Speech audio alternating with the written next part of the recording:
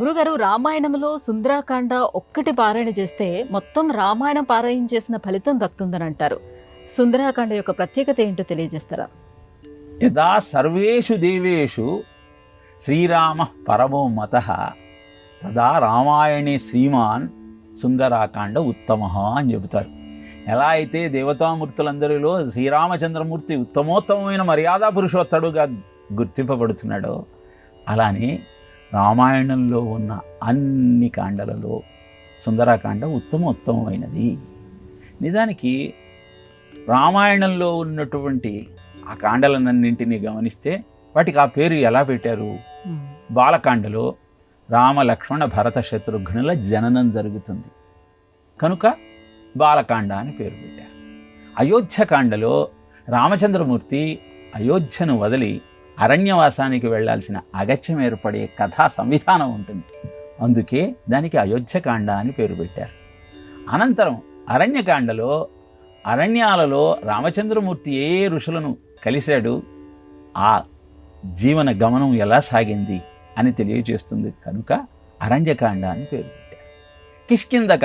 కిష్కింధకాండలో రాముడు సుగ్రీవుణ్ణి హనుమంతుణ్ణి కలుస్తాడు, వాళ్ళని వధిస్తాడు కాబట్టి దానికి కిష్కింధకాండ. యుద్ధకాండ అంటే యుద్ధం గురించి చెప్తాడు. మరి సుందరకాండకు ఆ పేరు ఎందుకు వచ్చింది? సుందరకాండ బదులు ఆంజనేయకాండో సీతకాండో ఇలా పేరు పెట్టచ్చు కదా. అంటే సుందర అన్న శబ్దానికి అర్థం ఏమిటి అని ప్రశ్నించారు. సుందర అంటే అందము అని మనకు తెలిసిన సామాన్యమైన అర్థం చెప్పుకున్నారు. కానీ సుందర అన్న శబ్దానికి ఆనందం అని అర్థం.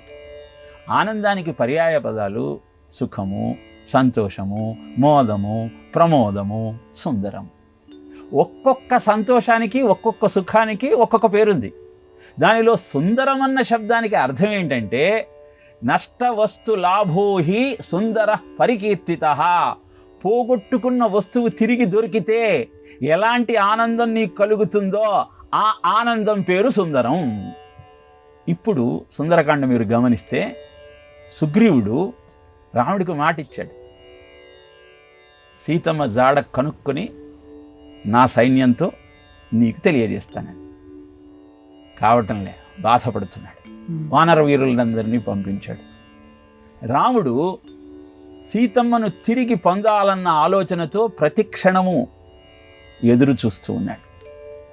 వానర వీరులంతా ఎవరు 100 యోజనాల సముద్రాన్ని దాటి లంకకు వెళ్ళి సీతమ్మ జాడ తెలుసుకొని వస్తారు అని ఎదురు చూస్తున్నారు. అశోకవనంలో సీతమ్మ నా భర్తను ఎప్పుడు కలుస్తాను, నా భర్త గురించిన వార్త ఎప్పుడు వింటాను అని ఎదురు చూస్తోంది. ఇలా ప్రతి ఒక్కళ్ళు ఏదో ఒకటి పోగొట్టుకొని దాన్ని పొందాలని ఎదురు చూస్తూ ఉన్నారు. అలా ఎదురు చూస్తున్న వారందరికీ ఆనందాన్ని కలిగించిన సుందరుడే హనుమంతుడు. వానరులకు లంకకు వెళ్ళి వచ్చి ఆనందాన్ని కలిగించాడు. సీతమ్మకు రాముని యొక్క అద్భుతమైన తత్వాన్ని వివరించి రామ కీర్తన చేసి ధృత్యా సాగర లంఘనం హనుమతో లంకామదోచ్చారణం తత్రాశోకవనే చ మార్గణం అథ శ్రీజానకీ దర్శనం రామక్షేమ నివేదనం వనతరు ప్రధ్వంసనం సంయుగే రక్షసంహననం పురీ ప్రదహనం రామాయణే సుందరం. ఇలా ఇంతమందికి ఆనందాన్ని కలిగించిన అద్భుతమైన ఆ హనుమంతుని యొక్క విలాసమే సుందరకాండ. నిజానికి సుందరకాండలో అంతా రాముని చరిత్రే చెప్పబడుతుంది. యథా రాఘవ నిర్ముక్త శరస్వశన విక్రమ గచ్చేత్తద్వద్గమిచ్చామి లంకాం రావణ పాలితాం అని వెళతాడు. సుందరకాండ మొదటి సర్గలో హనుమంతుడు రాముడు వడిన బాణంలాగా నేను వెళతాను అని రామ బాణము యొక్క మహత్యాన్ని తెలియజేస్తాడు. ఇలా రామతత్వమంతా సుందరకాండలో నిక్షిప్తమయ్యి అనేక కోట్ల బీజాక్షరాల సంపుటిగా సుందరకాండ ఆవిర్భవింపబడింది. కనుకని సుందరకాండ పారాయణ రామాయణ పారాయణతో సమానం. పునర్వసు నక్షత్రం నాడు ప్రారంభించి మళ్ళీ పునర్వసు నక్షత్రం వచ్చేదాకా 27 లేదా 28 రోజులలో రామాయణాన్ని పారాయణ చేస్తారు. అలానే సుందరకాండను రోజుకు 7 సర్గల చొప్పున 40 రోజులు పారాయణ చేసి సప్తసర్గ పారాయణ అంటారు. 4 సార్లు మొత్తం సుందరకాండను పారాయణ చేసినటువంటి ఫలితాన్ని పొందుతారు. ఇలా సకల కార్య సిద్ధి సుందరకాండ పారాయణంతో జరుగుతుంది. కనుకనే సుందరకాండ ఒక అద్భుతమైన మంత్రశాస్త్రము, తంత్రశాస్త్రము, తత్వశాస్త్రము, జ్యోతిష్య శాస్త్రము, సకల విజ్ఞాన ఖని సుందరకాండ. మనకు అలాంటి అద్భుతమైన జ్ఞానాన్ని అందుకోవాలి అంటే సంస్కృతంతో పరిచయం ఉండాలి. దాన్ని అధ్యయనం చేస్తూ పారాయణ చేస్తూ తప్పు లేకుండా ఉచ్చరించగలిగితే అద్భుతాలు ఆవిష్కరింపబడతాయి అనటంలో ఎలాంటి సందేహము లేదు.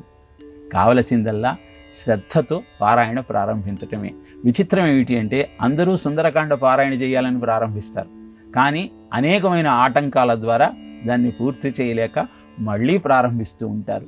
ఇలా పారాయణ ప్రారంభించి పూర్తి చేయలేకపోవటం అనేది నీ ప్రారబ్ధము కొంచెం కొంచెంగా తగ్గుతూ ఉంది అని చెప్పడానికి సంకేతం తప్పితే నిన్ను నిరుత్సాహపరచటం కాదు.